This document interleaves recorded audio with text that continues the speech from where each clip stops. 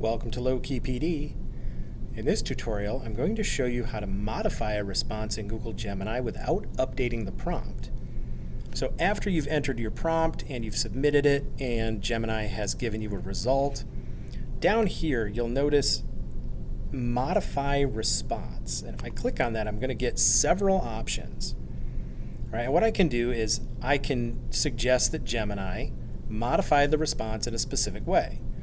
Give me pretty much the same prompt, just make the response shorter. Use the same prompt, just make the result longer. Make it simpler, more easier to understand.